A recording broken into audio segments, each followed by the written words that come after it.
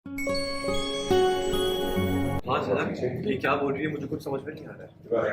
अनी, इस तरह से सबके सामने ह्यूमिलिएट करने की जरूरत नहीं है मुझे। तुम क्या कहना चाहते हो कि ये बच्चा तुम्हारा नहीं है? तुम ही बताओ कि मैं इस घर से कभी बाहर गई क्या? क्या किसी और के साथ मेरा रिलेशन था क्या? क्योंकि आप मानना नहीं चाहते, आपको याद नहीं है, इसका ये मतलब नहीं कि आप अर्शी दीदी की जनक क्या कहना चाहती हो तुम? उठानी पड़ेगी, बच्चे की भी जिम्मेदारी उठानी पड़ेगी और इन्हें इनकी बीमारी को संभालना पड़ेगा। क्योंकि जिस तरह से तुम अर्शी के बच्चे के लिए डिनाई नहीं कर पा रहे हो ना, तो यही लगता है कि ये बच्चा तुम्हारा है। अब वक्त आ गया कि तुम्हें इन दोनों में से किसी एक को चुनना होगा। साफ साफ बात इतनी समझ में आ रही है कि ये जो भी रायता फैलाया गया है ये अनीदा का है, लेकिन इसके लिए झड़प तो जिम्मेदार नहीं है ना। और अगर ऐसी ही बात है तो ठीक है अनीता, आप एक काम कीजिए, आप अर्शी से खुद सर जी से कह रही हूँ कि इस बच्चे को अर्शी दीदी को इज्जत देनी होगी आपको, और आपको एक्नॉलेज करना होगा कि अच्छा, तो अब तुम्हारे कहने से अनी मुझे इज्जत देगा? नहीं, मैं सिर्फ और सिर्फ अपनी जिम्मेदारी निभा रही हूँ यहाँ पे। और क्योंकि मेरी शादी होने वाली थी तो मेरा हक बनता है कि मैं अपनी बात आगे रखूँ। तो सर जी आप तैयार रहिएगा, आपकी जो अधूरी शादी रहेगी थी वो पूरी होगी। आपसे बड़ा शुभचिंतक तो मेरी जिंदगी में कोई है ही नहीं ना। एक बार मेरी बात सुनो जनक। मैंने क्या बहुत कहा कुछ आपसे बताना है। कि मुझे अभी नहीं सुननी आपकी कोई जनक बात। सुनो, जो बात सही है मैं वही बता रहा हूँ, ये तुम्हें सुनना होगा। हाँ मैं मानता हूँ कि अनिरुद्ध ने इस वक्त जो किया है वो बहुत गलत किया।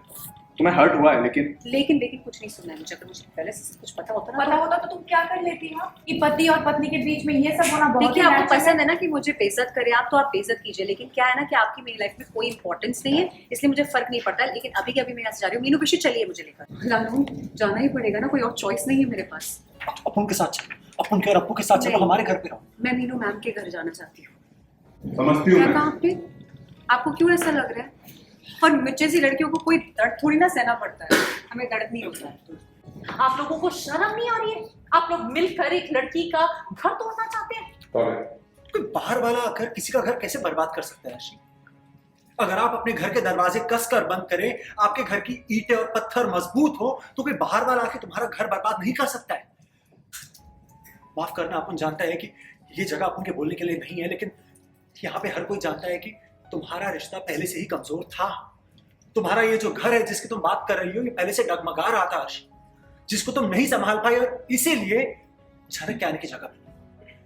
हाय एवरीवन, मैं हूं सलमान शेख। आप देख रहे हैं टेली रिपोर्टर। फिलहाल तो जो भी हुआ है वो मुझे बिल्कुल सच दिखाई दे रहा है, क्योंकि अनिरुद्ध भी कुछ ज़्यादा बोल नहीं पाया। तो मुझे ऐसा लगा कि सच में अनिरुद्ध और अर्शी का बच्चा है, जो कि अभी अर्शी जिसके बारे में बात कर रही है। तो उस बात को लेकर थोड़ा दुखी हूँ, क्योंकि मुझे ऐसा लगा था ये शादी हो जाएगी तो झनक सेफ हो जाएगी।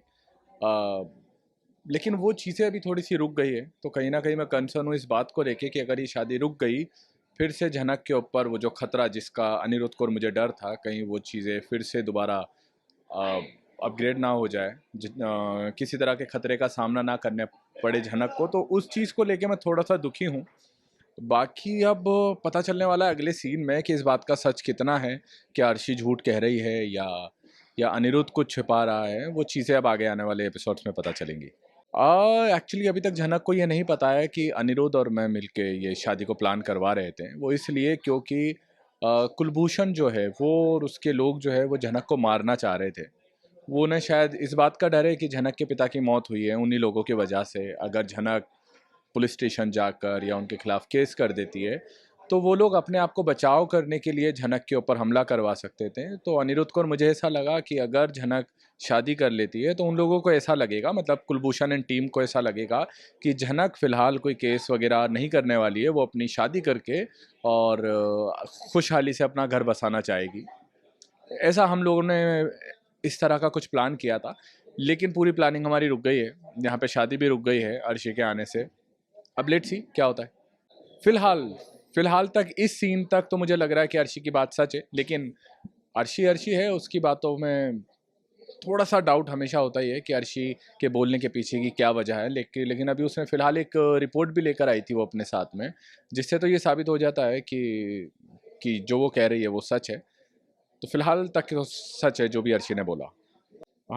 यार सच बताऊं तो अभी फ़िलहाल मुझे भी कुछ भी नहीं पता है कि आगे क्या होने वाला है। अर्शी क्या करेगी, झनक क्या करने वाली है, आदित्य, अनिरुद्ध, हम लोग क्या करने वाले, मुझे पर्सनली कुछ नहीं मालूम है। बाकी लेट्स सी, होप सो कि जो भी ड्रामा चल रहा है वो ऑडियंस को पसंद आए बहुत प्यार दिया ही है ऑडियंस ने, अभी भी दे रहे हैं, और हम चाहते हैं कि पूरा जो प्यार है आप लोगों का वो इसी तरह से हमें मिलता रहे।